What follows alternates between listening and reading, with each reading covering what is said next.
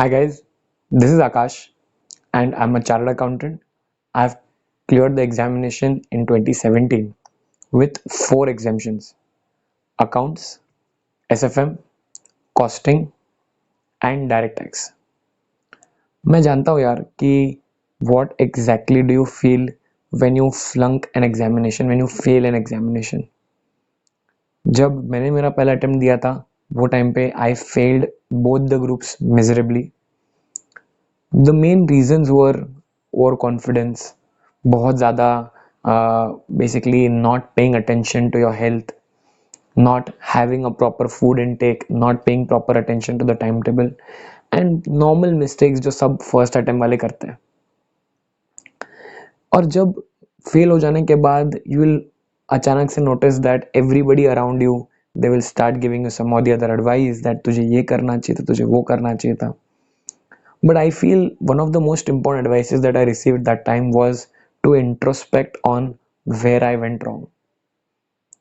Yes, guys, that is the most important uh, advice that I received.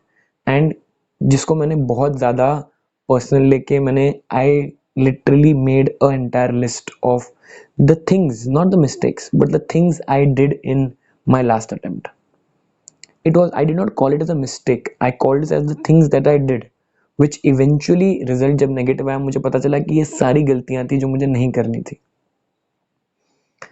मैंने simply जो भी list बनी थी उस लिस्ट को मैंने रिवर्स किया. जैसे एग्जांपल लेते हैं, मैं जानता था कि मेरे थ्योरी सब्जेक्ट स्ट्रांग है लेकिन प्रैक्टिकल उतने स्ट्रांग नहीं है, तो मैंने प्रैक्टिकल सब्जेक्ट्स के ऊपर बहुत ज़्यादा ध्यान दिया.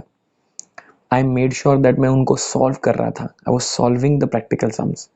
क्या होता है कि जहाँ पे आज हमारी गलती हो जाती है, जहाँ पे हम प्रैक्टिकल सब्जेक्ट्स में हम लोग ऑडिट करना स्टार्ट कर देते हैं, हम सिर्फ टिक करते हैं हाँ ये आ रहा है ये आ रहा है, वैसा नहीं करना है. मैंने एग्जैक्टली सम्स सॉल्व किए.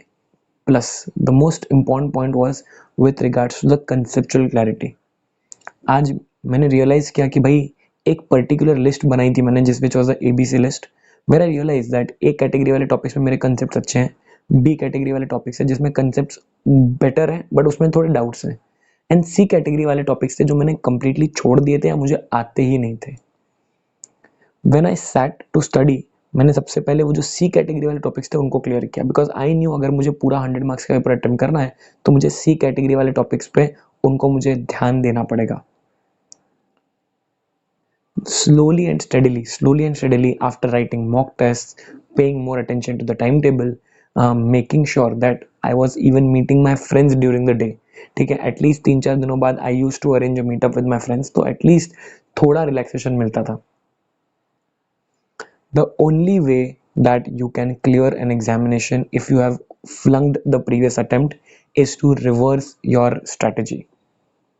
Try and identify कि भाई आपके कहाँ गलती, आपसे कहाँ गलतियाँ हुई, where exactly you went wrong, and उनको simply reverse करो. That is a very very effective technique which has worked with me. तुमने तुम्हारा अगर रास्ता चेंज कर दोगे, जाहिर सी बात है तुम्हारी मंजिल भी चेंज हो जाएगी. If you change your journey, your destination will also change. The route that you are using, change the route, the way in which you are studying. गलती हम में है, ठीक है. We try and blame the institute का percentage, we try and blame कि यार नसीब नहीं चला, लक नहीं चला, ये सारी चीज़ों के ऊपर हम लोग ब्लेम करते रहते हैं. But the moment we understand that नहीं, गलती हम में थी, हमने हमारे साइड से कुछ चीज़ें रह गई थी करनी, ठीक है, that is where you will basically where you have seen the failure, okay, you can get up from the failure, like a success and achieve that milestone. I hope this short video was very insightful for you. Okay, let me know in the comments if at all you need more such videos like that. Thank you so much guys, all the best for your coming attempts. Bye bye.